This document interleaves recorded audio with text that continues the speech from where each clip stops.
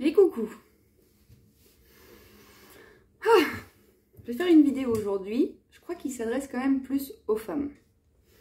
Alors, je ne veux pas non plus faire de généralité, et je ne veux pas non plus exclure les hommes du partage que je veux faire.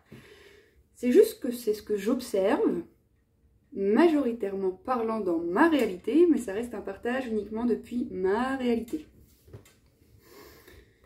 Parce que j'observe qu'effectivement, moi j'accompagne principalement des femmes, et puis c'est vrai que dans tous les espaces que j'ai été investir, que ce soit en stage, en retraite ou en formation pour en apprendre un peu plus sur nos fonctionnements, le public est quand même majoritairement féminin, c'est pas nié. Alors, je peux peut-être vous partager un peu la vision du pourquoi, j'ai l'impression que ça se goûte comme ça, même si c'est pas vraiment ce qui est important, je crois que ce serait plutôt chouette que je vous partage ça pour qu'on puisse ensemble se saisir de la lecture que je vous propose. Alors, si on reprend un peu l'humanité depuis qu'elle existe, et puis ces dernières dizaines d'années, nous sommes quand même issus d'un système assez patriarcal. Bon, je dis dizaines dernières d'années, mais à dire vrai, je pourrais dire plus, mais vu que mes connaissances en termes de date et tout ça ne sont pas très actifs dans cet espace-là, je vais juste me retourner vers le passé et dire « Waouh, mais où sont les femmes ?» Et puis depuis mon expérience à moi, depuis que j'existe sur cette planète Terre, en tant que femme, j'ai bien vu que j'avais été amenée à vivre des expériences que peu d'hommes vivent, et pour autant que toutes mes potes ont vécu. Et ces expériences, elles ne sont pas des plus chouettes. C'est des expériences où le corps de la femme va être objetisé. On va se permettre de siffler une femme qui traverse une rue. Là, on ne ferait pas du tout la même chose si c'était un homme. On va se permettre de faire des réflexions sexistes envers les femmes. Mais j'avoue que j'ai peu entendu de réflexions sexistes envers les hommes. Et je renie pas le poids d'un patriarcat trop excessif sur les hommes d'aujourd'hui. Parce que je trouve que les hommes ont aussi énormément de pression en interne sur bien des choses. Mais là, je veux juste me concentrer sur les femmes puisque c'est le public que je fréquente le plus et que moi-même, en tant que femme dans cette expérience, c'est ce que j'ai plus expérimenté. On peut aussi observer que les femmes sont moins bien payées que les hommes dans certains domaines. On peut observer plein de choses où la femme n'est pas l'égale de l'homme. Et alors, j'en discutais avec mon compagnon qui me disait « Bah oui, mais moi je suis un homme, mais je porte aussi l'essence féminine en moi, donc... ce que tu me parles, bah, je le porte aussi. Peut-être que vous les hommes, vous portez aussi ça, seulement vous êtes matériellement un homme. Donc ce que nous les femmes vivons, vous ne le vivez pas. Peut-être vous le comprenez, peut-être vous l'entendez, mais je veux dire, je ne sais pas s'il y a beaucoup d'hommes, c'est arrivé de devoir s'interroger sur sa tenue vestimentaire. Moi quand j'habitais à La Réunion, pour aller à la boulangerie, je passais devant un bar, où bien souvent, assez tôt le matin, il y avait une fourchette d'hommes qui ne buvait pas que de l'eau. Bah, je peux te dire que j'y suis allée une fois en mode décontracte, short, claquette, t-shirt. Je peux te dire que les fois d'après, je me suis dit je vais pas y aller comme ça. Pourquoi? Et parce que j'ai essuyé des regards sur ma propriété physique, et puis des réflexions, et puis voilà, ça m'est arrivé dans la rue, il y a un scooter qui s'arrête, qui me met une main aux fesses, et puis qui se recasse, quoi. Et toi, tu es là en mode, tu comprends absolument pas ce qui vient de se passer, puisque tu étais simplement en train de marcher dans la rue, où tu vas essuyer des réflexions, où tu es tellement choqué que tu peux même pas proposer quelque chose, parce que tu sidères en fait, tu comprends absolument pas. Alors, si on reprend un peu le patriarcat, c'est quand même des hommes au pouvoir qui asservissent certaines espèces végétales, la nature, les femmes, les races, qui créent plein de séparations. Je vais pas nier, hein, pour qu'un homme agisse de cette façon-là, c'est qu'il malmène son féminin dans son dedans. Donc c'est pas nier que ça crée plein de problèmes pour l'homme actuel aussi. Mais comme je disais, je fais juste le focus sur les femmes.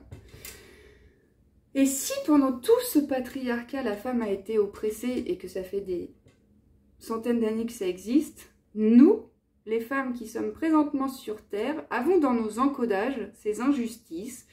Et vu que nous sommes des êtres vibratoires, nous allons matérialiser à nous ces injustices pour pouvoir y remettre de la justice. C'est-à-dire que moi j'ai beaucoup bossé dans le domaine agricole, donc j'ai quand même pas mal essuyé de réflexions sexistes. Et pour autant, je rentrais pas en réaction.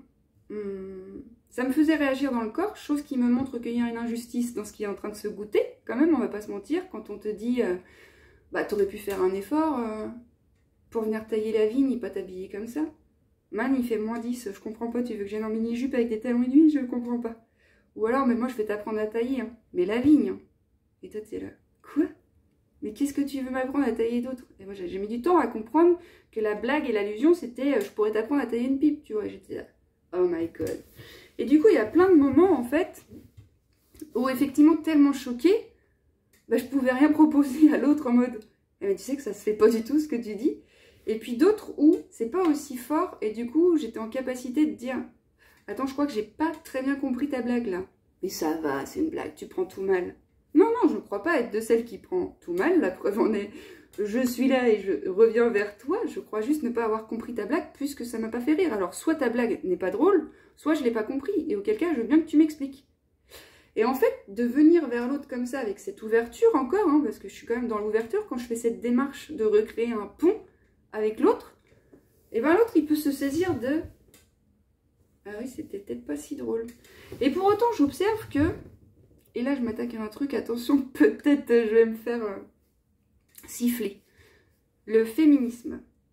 Moi, j'ai beaucoup de potes qui sont féministes, mais si j'observe un peu, elles ont une haine viscérale et une colère en elles contre le masculin. Et du coup, c'est depuis cet espace qu'elles prônent des droits et elles viennent écraser le masculin. Et pour moi, c'est pas très juste, en fait, de fonctionner de la façon dont l'homme a fonctionné, tu vois.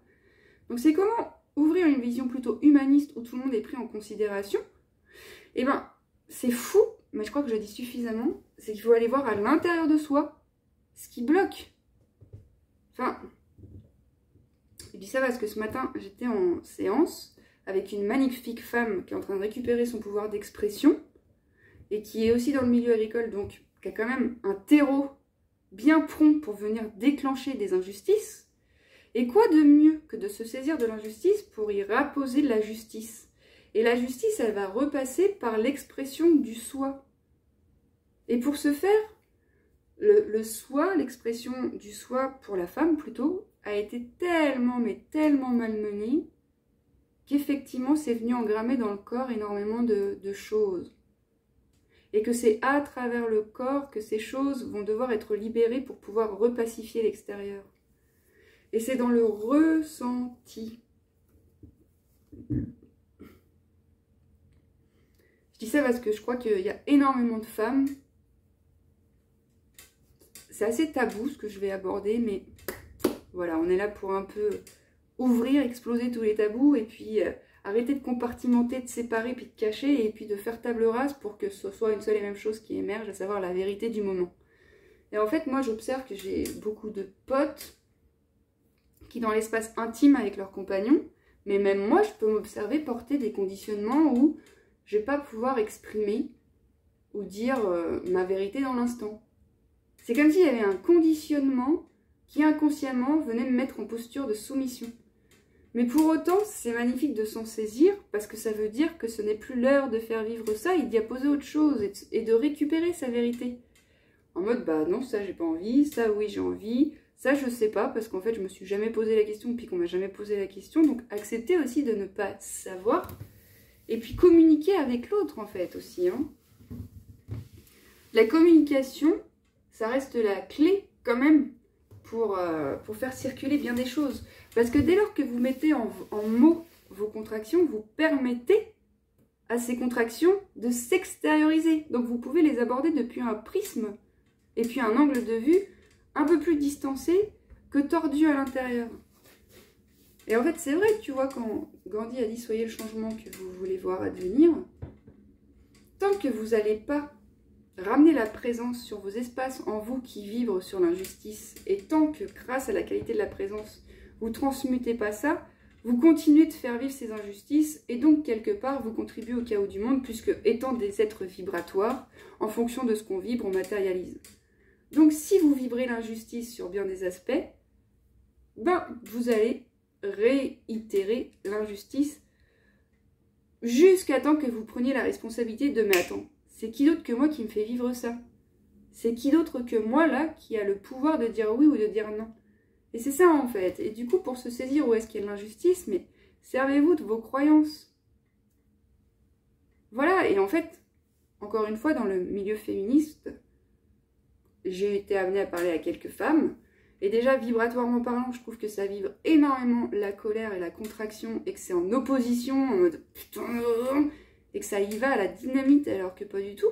Mais pour autant, la contraction qui se goûte à l'extérieur de par leur dialogue à l'encontre des hommes n'est autre que la résultante d'une séparation avec les hommes dans leur dedans. Et souvent, ça passe par le lien à papa. Non mais je vous jure, c'est tout con, mais c'est tellement simple et complexe que tout part de soi en fait. Et là, je vous parle d'un exemple concret, où effectivement c'est en lien avec papa et maman qu'on rejoue plein de choses.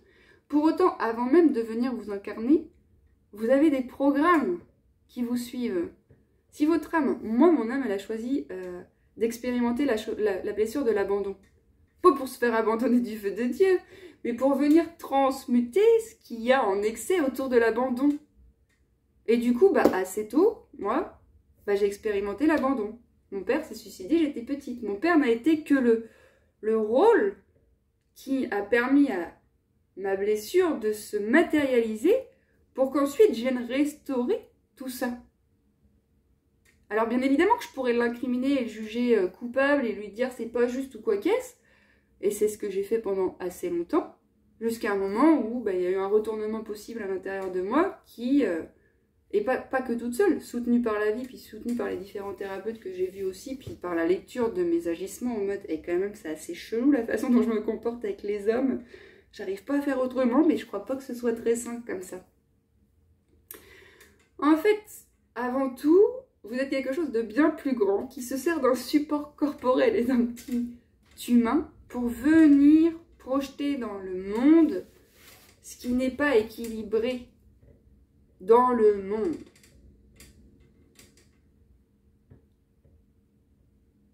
Je bug? Non, je bug pas. Non, j'étais partie sur quelque chose de plus complexe, mais je vais pas pousser la réflexion là-dessus. Mais n'en demeure pas moins qu'il faut effectivement arrêter de considérer les choses comme étant des problèmes, sinon plutôt des tremplins et des opportunités de venir réparer quelque chose qui a été cassé indépendamment de votre volonté, de votre personnalité, ou quoi qu'est-ce. C'est le vivant qui cherche à se restaurer à travers l'expérience que vous vivez, et vous avez qu'une seule responsabilité, c'est de cultiver la présence en soi dans vos quotidiens, pour que cet espace-là puisse venir pacifier, nettoyer, prendre en charge toutes les émotions cristallisées. Et la présence, les amis, c'est pas quelque chose de perchose du feu de Dieu de l'espace. Hein. Moi, dans l'espace thérapeutique, je ramène la personne dans l'espace de contraction et je lui demande de ressentir ce qui se passe à cet endroit-là. Ça, c'est la présence. Ressentir. C'est pas une théorie complètement capillotractée où il faut faire des pratiques du feu de Dieu de l'espace, c'est revenir à la sensation. Et pour ce faire, effectivement, cultiver la sensation dans vos quotidiens pour que cette capacité de ressentir puisse se goûter de façon plus conséquente. Et énormément de gens sont coupés de leur ressenti parce qu'il y a tellement d'inconfort à ressentir certaines choses et il y a eu tellement d'interdits que c'est même pas possible pour elles. Et c'est pour ça qu'à un moment donné, il faut passer à l'expérience directe de cultiver l'art d'être présent dans son quotidien. C'est fou, si à un moment tu veux apprendre à écrire, il va bien falloir que tu passes à l'expérience directe. Quand tu veux apprendre à conduire, il va bien falloir que tu passes par l'apprentissage, dans l'expérience directe, dans ton quotidien. Tu as pris des cours, tu as pratiqué, tu t'es entraîné. C'est pareil avec la présence, revenir aux sensations corporelles. Et pour ça, il y a plein de choses qui sont disponibles. Va t'asseoir au soleil et ressens la chaleur sur ta peau. Respire et sens le passage de l'air dans ton corps. Sens ton cœur battre. Très peu de personnes sont en capacité de ressentir le cœur battre alors qu'il bat en permanence. Parce que beaucoup trop sont dans l'agitation du brouhaha du monde. Alors que le monde, c'est à l'intérieur de soi qu'il se vit. Et beaucoup trop se perdent dans ce monde. Parce qu'il y a beaucoup de stimuli qui font tout pour qu'on se perde. Mais les états de dépression, de mal-être, ce n'est que le voyant de la voiture qui est en forme, qui a plus d'essence dans la voiture. Bah, tous ces états de contraction ne sont que la possibilité pour vous de vous saisir du fait que vous n'êtes pas présent, en fait. Mais quoi de mieux pour cultiver après l'art d'être présent? Si on ne dit pas, si on n'a pas appuyé sur mon bobo et que moi je suis toujours là, je vois pas que j'ai un bobo parce que je regarde pas, je suis toujours tournée, non. Si maintenant, quand on appuie là, je fais retour à l'intérieur, je vois ce que je ressens. Ben, je ressens ce que je ressens, je ne vois pas ce que je ressens, mais j'accepte dans mon corps de ressentir ce qui se passe. Ben alors il y a quelque chose de miraculeux qui s'opère. C'est que la présence, de par son essence originelle, qui est bien plus grand que l'histoire qu'on se raconte, ben, peut prendre en charge ce bobo et puis lui permettre d'être moins actif. C'est un peu bordel, j'ai l'impression, tout ce que je dis là. Pour autant, j'ai l'impression que c'est quand même assez clair. Bah pour moi, ça l'est, peut-être pas du tout pour toi.